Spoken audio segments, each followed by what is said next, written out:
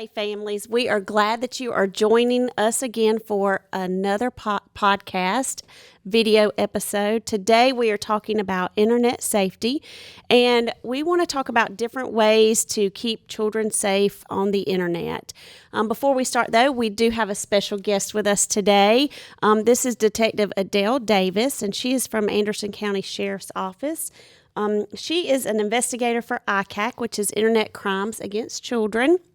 So welcome to our podcast. Thank you so much. Before we start, Coffee with the Counselors, we have to talk about our coffee cups. Today, I am wicked without coffee. Thanks again, Miss McClellan, for supplying me with my Halloween coffee cup. I need to get Miss Harbert on the supply of, or Miss Moore, maybe? Yes. All right, so mine, I have little candy corns on my cup, and my little candy corns are dressed up.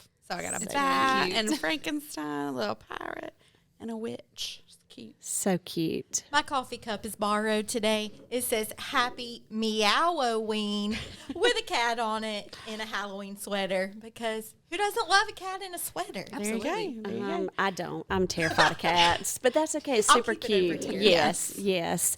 And then I have a very simple but Ray Dunn inspired "You Got This," because I think on a Monday, you got this. It's raining. We need some inspiration today. Absolutely. So, again, we are elementary school counselors. I'm Tanya Barber from Star Elementary, and we have Andrea Lawless from Flat Rock and Robin Richardson from Iva, and we are going to introduce some things to you guys today about internet safety. First, we'd like to kind of talk about establishing expectations with your children. So knowing what information to give out or to not give out when your children are online. And when we talk about being online, I think for me, because I'm pretty certain I'm the oldest out of the four of us, but online did not come about until I was like a freshman in college. And so I didn't grow up with that. And I think that's a good thing. So being online used to just be looking up things and researching, and now all of a sudden these apps and the social media stuff comes out. And so when we talk about being online, we're talking about gaming, we're talking about cell phones, and even the Chromebooks that we send home every day with our children, they can still access stuff that might not be appropriate. And so sharing information with your children and talking to them about the things that you expect from them and what to do when they see things that maybe they shouldn't see. So I'm just going to kind of open it up to our little group here, and we're going to talk about just establishing expectation with our kiddos first. I think it's important when you're talking with your students to establish boundaries and make sure they know what is appropriate to share when they're online using apps or playing games and what's not appropriate. Obviously, we don't want to give out any identifying information like their name, their address, passwords, how to contact them, like a phone number, or even where they're going. I think boys and girls feel like they're talking to a friend and that they feel comfortable giving out this personal information, but because they can't see the other person on this other side of the screen, we do have to protect ourselves and not give out personal information. I think it's important to talk to our kiddos too. I think in one sense it's so nice that our kiddos are very trusting. Mm-hmm. And when they do get online with these people that they don't know, it might be a friend from school. That's a different story. But, people come in all different shapes and sizes. And so they could be like pretending to be someone they're not, and instead of having your child just be like so blindly trusting that person and friending them, sadly we have to have the conversation with them that, hey, this really could not be, a kid your age. Right. Absolutely. And a rule of thumb is if you cannot put a hand on the person that you're talking to, it's not safe to share that type of information because you really don't know who you're talking to. One of the best things from my side of the house is most kids are not doing unsafe things on the internet. So as a parent, hopefully that can give a little bit of like a sigh of relief, but still we have to be vigilant. We have to be careful so that our kids don't wind up in a situation that they're not prepared for. And I think that's a good point. I don't think our kids get online to cause trouble or to get into trouble or to be unsafe. I think our kids, especially our younger kids, when they are first given the gamings or a phone for Christmas, they just want to do what their peers are doing. And so I think that's kind of what they're wanting is just to be involved and to play the games that their friends are playing.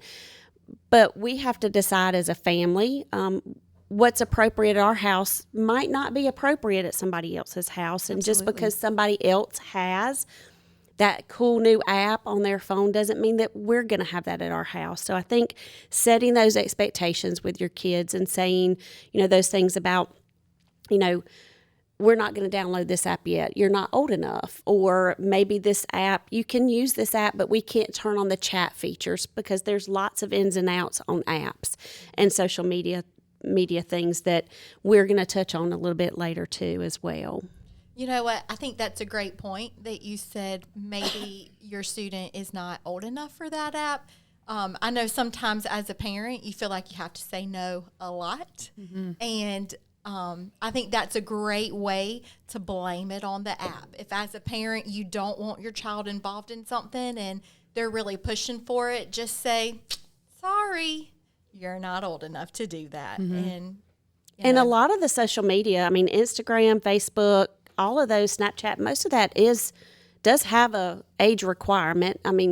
You pretty much would have to lie for their birthday to put them into that app. And so I know I'm pretty sure 13. Most of them are 13. Mm-hmm. So I know I don't have many 13-year-olds at Star Elementary, so all my Star kiddos should not have lots of those things. But we do know they do. And if you are monitoring that as a parent, then I think that's great. Mm-hmm. And again, we'll probably dive a little deeper into apps and social media here shortly. Absolutely. So I think another thing to talk about too is I would like to go back to talking to strangers online. In the past when I've talked to our kids, we do have internet safety. It is actually Internet Safety Month, the month of October, and our media specialist at Star actually will go through in a couple weeks, we'll go through a teaching segment on internet safety and that digital footprint that you create once you start getting online and you have your email set up and those kinds of things. It follows you.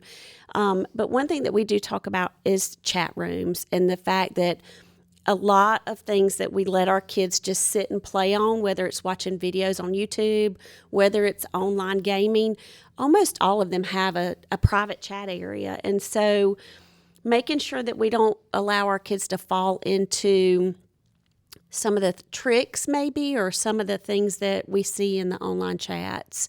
I know that Officer Davis has some insight on that as far as kind of some things to look for and that kind of stuff with that. Yeah, so the biggest thing is being aware of what apps your kids are using or what games that they're using, because if you are not aware, you can't help to protect them while they're on them. So, if they're downloading in a game or something on their phone, look it up. That the best tool that's out there is Google, and sometimes just typing in, how to block chat on such and such app. Mm-hmm. That way, you can put those extra protocols in there just to have that forward step. But notice your kid, when they're playing on these apps and playing on these games, if your child is starting to change their behaviors at home, if they're becoming a little bit more recluse, if they're starting to just be in their room a whole lot more, or if they're starting to just change their sleep pattern or their emotional behavior, those are key things to look out for, because that could mean something's going on either internally that they're trying to process, or maybe someone is talking to them, encouraging them to not talk to their parents more or not to have friends as often. And so we want to make sure that we as parents are watching our kids and recognizing those signs early on. Does that speak to what we were talking to earlier about the grooming? Absolutely. When the predators are online and they're grooming the kids, like those are some of the things that they do, is they do want to distance the kiddos from their trusted adult or even their friends. So yeah, what they'll try to do, from what we see in a nutshell, is they want to become their only person. They want to remove them from friends, remove them from family, because if that child only relies on them, then they can control what they're doing moving forward. So, to watch for those signs of, not coming to family dinners or not being involved in sports or whatever activity that they were involved in before, just those little things, and to ask questions, be nosy. You have every right as a parent to be as nosy as possible. You pay for the phone, you pay for the computer, go on there, and look through the deleted folder, look through the apps that are uninstalled. Because those are going to be maybe the ones that they're trying to hide from you. So I know we're not going to be anyone's favorite after we bring this up, kiddo-wise. The parents will appreciate it. I know I would have appreciated it back in, the day. My child, I have an 18-year-old, so he's a freshman in college, but then I also have a third grader. So my third grader is not quite ready for any of those devices. That's my husband and I's personal opinion on those types of things. So, but we did kind of go through this with the older one, right? Talk to us about some of the apps that are real popular right now. And although our kiddos shouldn't be on these apps because they're not age appropriate, Right. they are. We know that they might be. So if a parent is given the go ahead on these apps or may not know about these apps, like what are some dangers or what are some things they need to be aware of? So our number one right now that we are fighting from the internet crime side is TikTok. We are seeing a lot of creative content on TikTok, which is excellent. I think expression of creativity is a fabulous thing. However, there's not a lot of security and safety measures put in for kids to be watching it unattended without a parent or someone that is going to protect them from the videos, because you may start on cat TikTok, we'll start there, and then you scroll to the next video and there is some inappropriate dancing with inappropriate clothing. Inappropriate language. Inappropriate language, and it's in a snap. I mean, and when they're not prepared for what they need to do, it's easy to say, just swipe up, but curiosity gets the best of some of our kids sometimes. So then they start watching that, and then it's more videos like that, more uncomfortable things that they're just not ready to see. So TikTok is a big one that I would just take off the board altogether. I know we want our kids, because they all want to be YouTube celebrities right now. I know we want our kids to have fun and to have that expression for them, but at 6 to 10 years old, having their own TikTok channel may not be the safest option. The other one is Snapchat. I receive cyber tips, which is basically where our internet and apps send over tips whenever they see inappropriate things, and they send it over to our office. And Snapchat is another one that we're getting a lot of material sent, because maybe they put in their actual age on there and their real birthday, and then they start sending pictures that cross that line into inappropriate. With Snapchat, things do get deleted. We're not able to always pull up that history to see everything that was sent previously.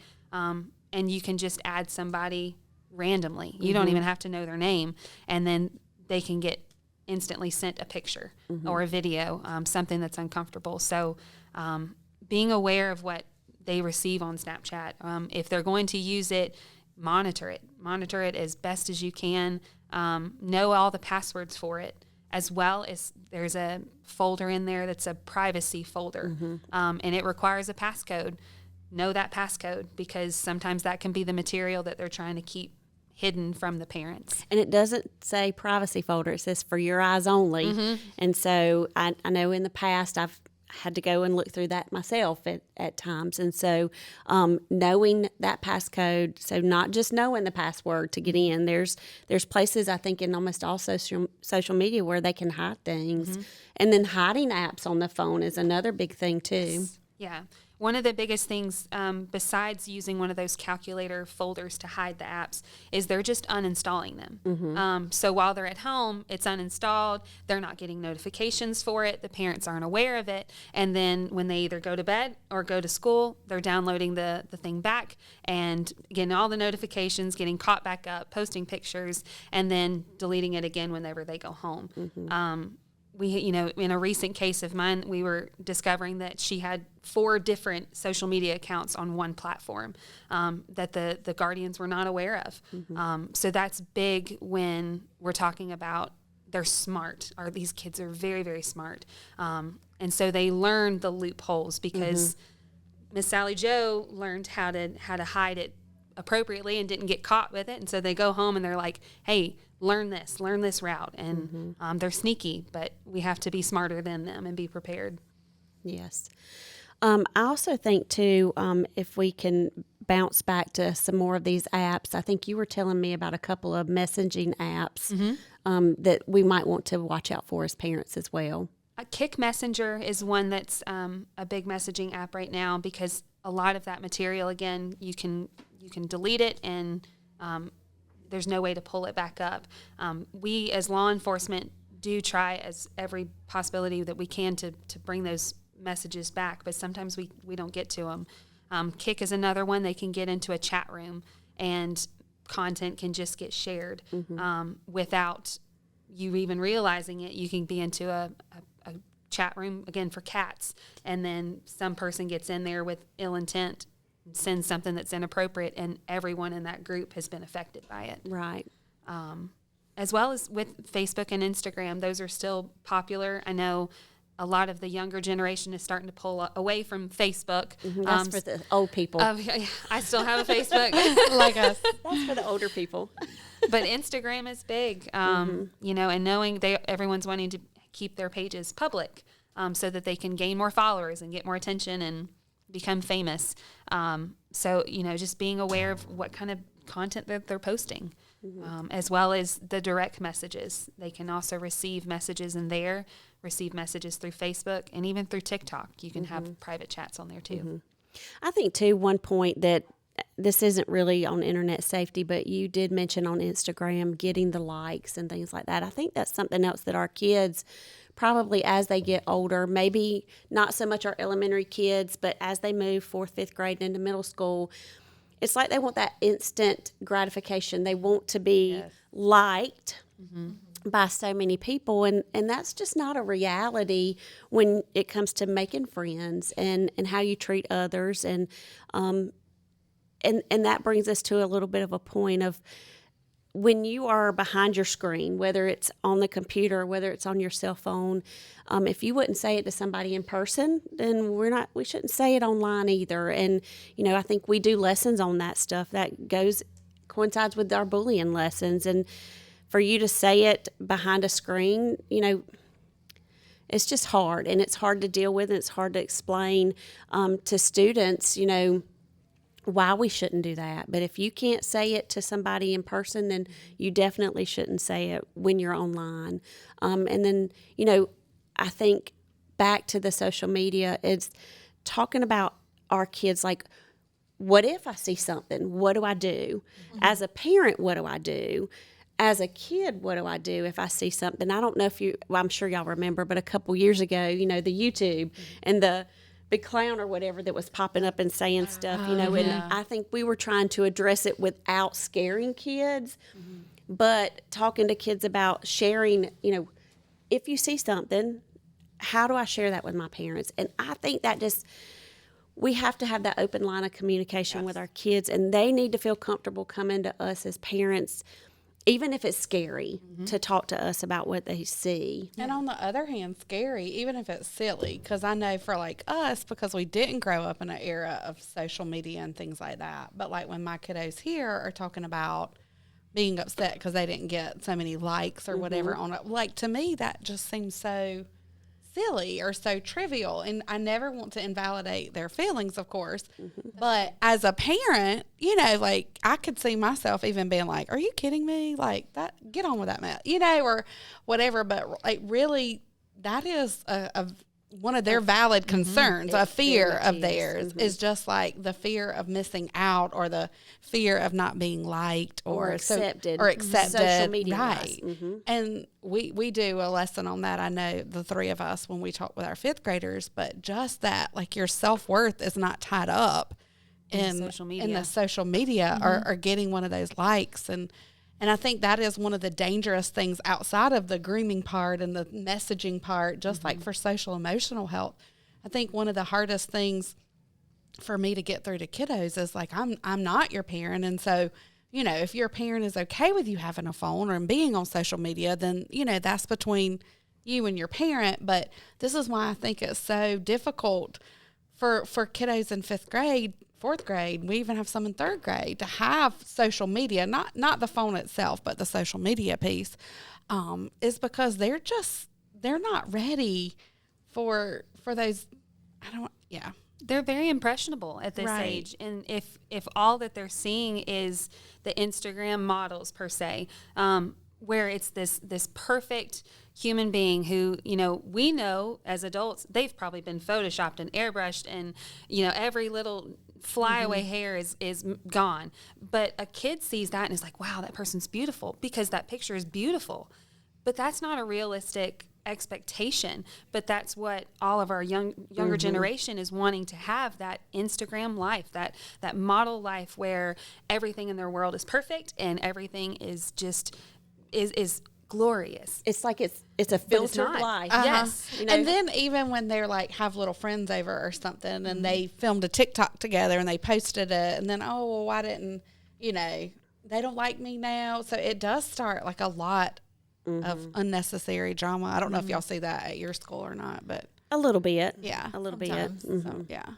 I have a tween, I guess, a fourth grader, and we talk a lot about what's real and what's not, and what's normal and what's not. Because we don't have a lot of social media yet, but of course she's interested in that, and some of her friends do.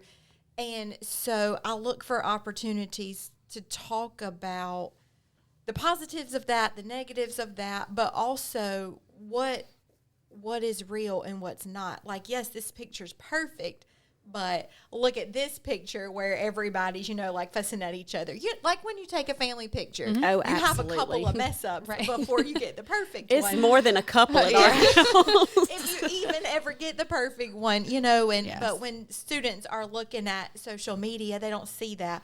And when they're talking to their friends don't tell them all the things they had to do or the discussions had or whatnot. They just say, oh, I've got this app and this is so much fun.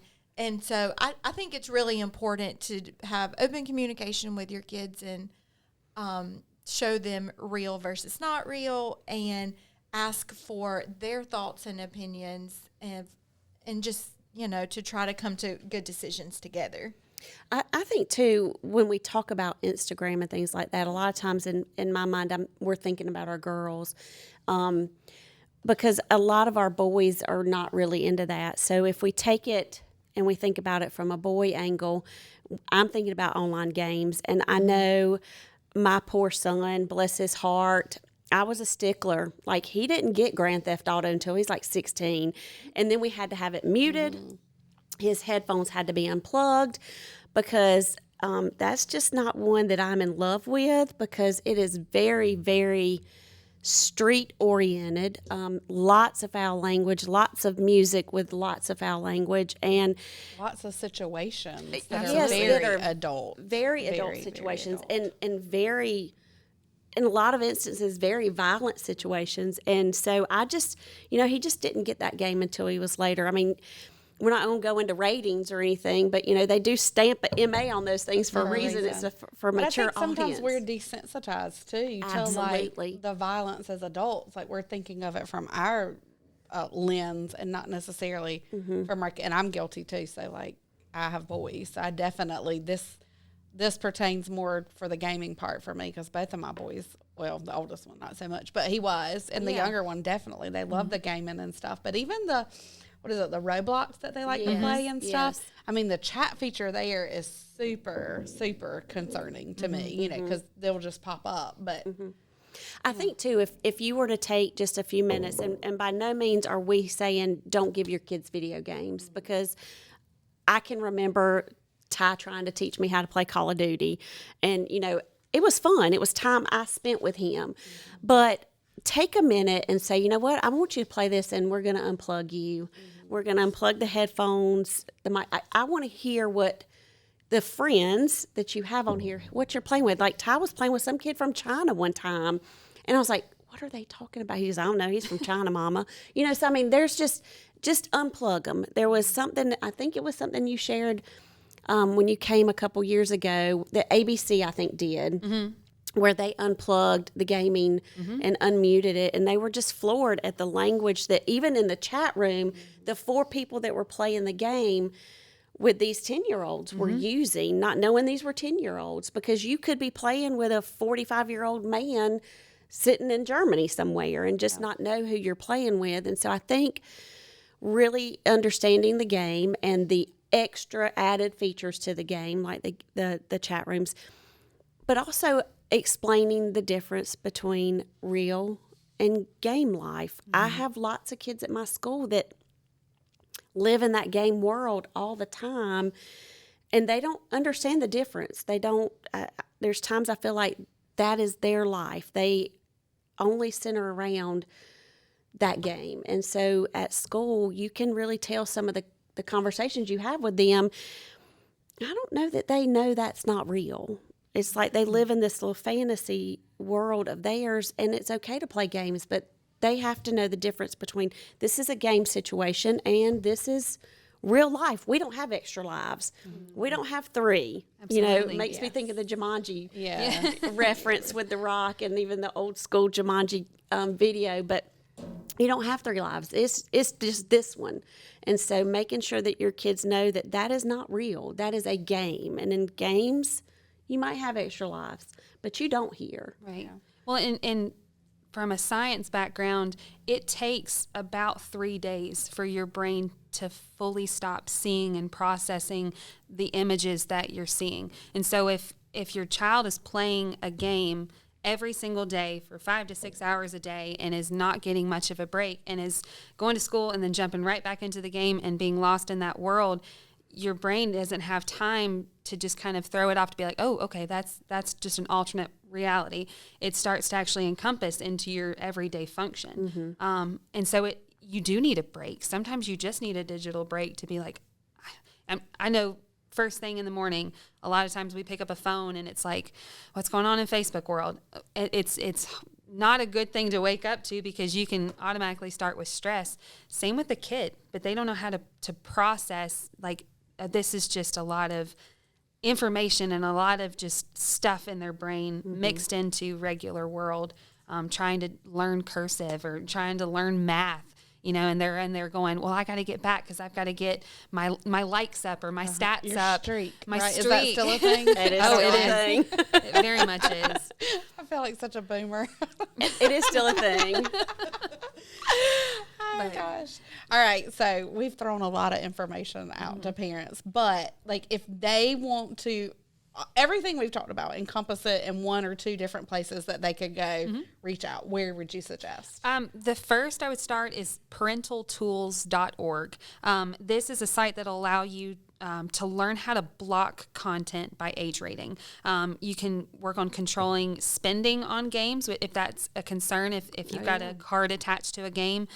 You can also limit time spent on those games as well, and it will show you step by step based on a gaming console. So if you put in, I've got a PlayStation, help me, what was the how-to for dummies, that basically that is your website for how to work on gaming consoles. From an app side of it is smartsocial.com. This link will show you numerous different apps and programs. You can click on whichever one that your kid is interested in. It'll show you how to monitor it, and then also teach you the positives and negatives for those apps, so that you can decide as a family or decide as guardians, is that app worth it, is for our kid. And then it will also have some information for different things like Life 360 and Bark and some of these unglue apps, just to help you as a parent be a monitor without having to be stuck on a phone. Allow you to kind of protect your kid from behind the scenes. That's a good point too. The BARC parents, that's a good tool to use. I And think it they have a free version too yes, for that. I think they do too. So look that up. Yeah, I mean, if you're going to hand out a device as a person who works these type of crimes, I would say please hand the device with care, and monitor. At any time you are the one who's responsible for that phone, take it. Take it, know all the passcodes, and go through that phone with so much care and concern, because if me as a good person can find out so much information from a free side, a person who does not have good intentions can also find that same information and potentially harm your child. And we definitely don't want that. We want to keep our kids safe. Well, thank you, Officer Davis, for Absolutely. hanging out with So us. much. I think we could Yes. probably sit here and talk for hours. I know a couple years ago when you did a presentation for the parents, it was so informative. And so a lot of the stuff that Officer Davis has touched on today, we're also going to send that out, a link to that, so you guys, parents, guardians, you'll have access to that. And then we'll definitely send out some more handouts. We appreciate you tuning in with us today. Thank you And for we will- having me. Yes, thank you for coming. And we will have another podcast coming out soon. Yes. Thank you, guys. Y'all have a Thank good you. day. Thank you for listening to our Coffee with the Counselors podcast, produced by Anderson School District 3. If you have questions for our counselors or suggestions for future topics, visit acsd3.org to contact our counselors directly. And a special thank you to Detective Adelle Davis with the Anderson County Sheriff's Office for being with us today.